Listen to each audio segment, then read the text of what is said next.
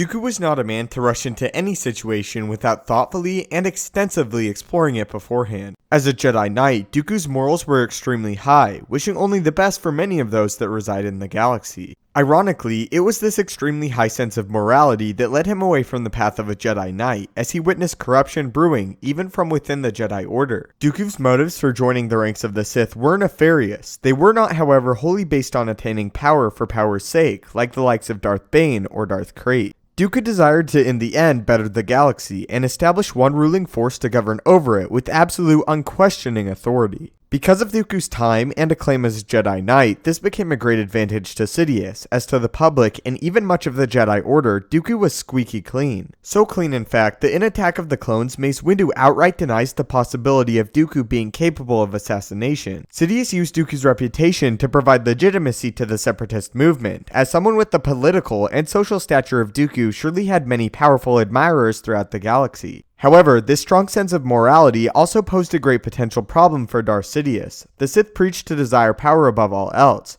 the pursuit of this power being the most important of all things. Dooku in actuality had compassion for those that he shared the galaxy with, and at first valued the lives of many Jedi Knights, and even the less influential members of the galaxy, and this value is what actually drove him from the Jedi Order. These noble traits, however, directly contradict the beliefs of the Sith. Equality is a lie, a myth to appease the masses. Simply look around you and you will see the lie for what it is. There are those with power, those with the strength and will to lead, and there are those meant to follow, those incapable of anything but servitude and a meager, worthless existence. Equality is a perversion of the natural order. If all are equal, then none are strong. When Dooku first definitively decided he would join the ranks of the Sith and fall under the power of the dark side of the Force, he formulated a plan to ease himself into the pit of darkness. Dooku believed that he could monitor the allure of the power of the dark side and in a sense build a tolerance to it so that one day it would not fully consume him. He at first did not wish to fully embrace it like Anakin Skywalker later would, as although it does grant one great power, it is also like a poison, and wielders can fall into such traps as arrogance or blind rage and even potentially fall to these weaknesses. But also similarly to poison, a tolerance can be built up to it.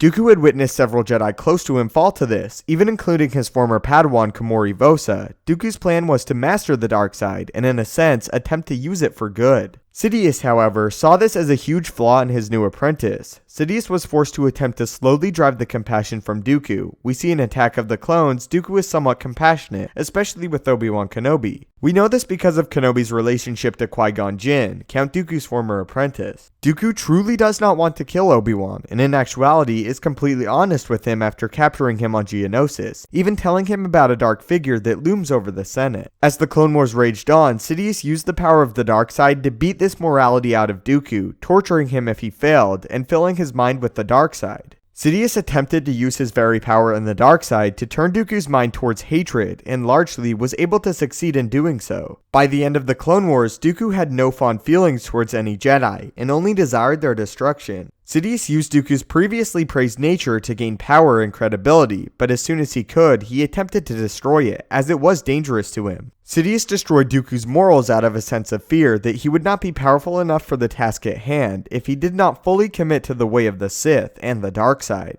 Dooku very likely would have been masterful at the use of several dark side abilities, but the lack of the raw power that comes with dark side fueled emotions like hatred or pain could prove problematic. Sidious in part fully poisoned Dooku's mind and soul out of initial fear that his new apprentice could be susceptible to returning to the light side, especially since many of his enemies would have prior established relationships with him, and because he would not yet fully been immersed in the dark side. In the end, Sidious succeeded in fully twisting Dooku, as he ultimately did desire power and influence simply for the sake of it, and as a result also made him quite bloodthirsty and sadistic, especially towards Jedi Knights. I believe in the films and expanded works we can see this change, as the dark side seeps deeper and deeper within Dooku's soul, helped and nursed along by his master Sidious. Because of this, Dooku was never able to test his theory of slowly easing into the dark side being more advantageous in the end. So what is your opinion on Dooku's plan, and why Sidious felt the need to attempt to drive his apprentice insane with the power of the dark side? Were Sidious's fears relevant, or should he have allowed Dooku to experiment with this belief? As a big question for the video, how do you think Dooku would have handled himself during Order 66, and do you think he would have been as successful as Vader in eliminating the remaining Jedi? If you haven't already, consider subscribing to ensure that you become a living holocron today. If you enjoyed the video and feel it deserves it, I would really appreciate it if you could leave a like, as it helps me out a great deal. If you'd like to speak or contact me directly, the best place to do so is on my Twitter @StupendousWave. If you have any future potential video ideas you would like to see explored, be sure to leave them in the comments down below, as I go through them very often. Thanks as always so much for watching, may the Force be with you, and have a great day.